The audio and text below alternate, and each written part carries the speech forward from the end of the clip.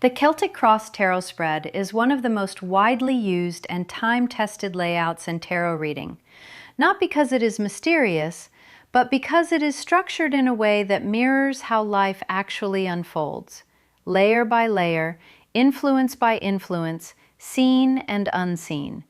And if understood properly, it does not just answer a question, it reveals the entire situation surrounding that question, like opening a room and then slowly turning on the lights in every corner. This spread consists of 10 cards, and each position has a fixed meaning, which is why clarity in placement is crucial. Otherwise, the reading becomes guesswork instead of insight. The first card is called the present or situation, and it shows what is happening right now, the core energy surrounding the person or the question. It is the center of the story, not the final outcome, just the current state, like standing at a crossroads and looking around. The second card is placed crossing the first one and is known as the challenge or obstacle. And this is where things get interesting, because this card shows what is blocking, influencing, or complicating the situation. Sometimes it is a problem, sometimes it is an opportunity that feels like a problem, and sometimes it is the person's own mindset acting as resistance. The third card is placed below and represents the subconscious or root cause, meaning what is happening beneath the surface, hidden emotions, past conditioning, fears, or motivations that the person may not even be fully aware of. This card explains why the situation exists in the first place. The fourth card is placed to the left and represents the past, specifically recent past events that have directly influenced the current situation. This is not ancient history, but the immediate background that has shaped the present moment. The fifth card is placed above the center and is called the conscious mind or goal, which shows what the person is thinking about, hoping for, or trying to achieve. This is their intention, their desire, or their mental focus, and sometimes it aligns with reality, and sometimes it does not. The sixth card is placed to the right and represents the near future, showing what is likely to happen next if the current energy continues. This is not a fixed destiny, but a natural progression of the situation. Now comes the vertical line of 4 cards on the right side, which adds deeper layers to the reading.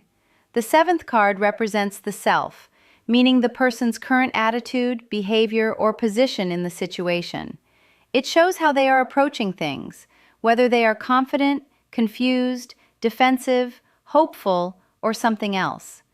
The eighth card represents the environment or external influences, which includes other people, situations, or energies affecting the outcome: family, partner, workplace, social conditions, things outside the person's direct control.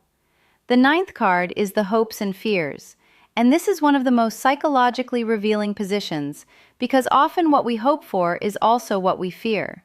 This card shows inner conflict, emotional tension, or hidden desires that can influence decisions unconsciously. Finally, the 10th card is the outcome, which shows the likely result if everything continues in the same direction. This is not a guarantee, but a projection based on current energies, like seeing where a road leads if one keeps walking without changing direction. To understand this spread simply, imagine it as a story.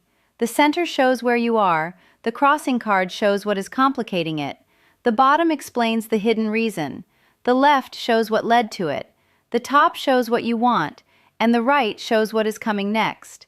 Then the side cards explain who you are in this situation, what the world around you is doing, what you secretly feel, and where it is all heading. For example, if someone asks about a relationship, the first card may show confusion, the second may show miscommunication, the third may reveal fear of abandonment, the fourth may show a recent argument, the fifth may show a desire for stability, the sixth may indicate a conversation coming soon, the seventh may show emotional defensiveness, the eighth may show outside interference, the ninth may reveal both hope for love and fear of rejection, and the 10th may show either reconciliation or separation, depending on the overall energy.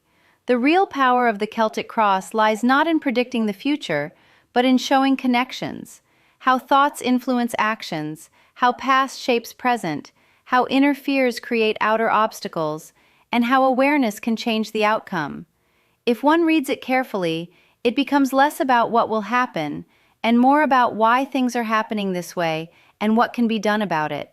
And that is where tarot stops being entertainment and becomes insight.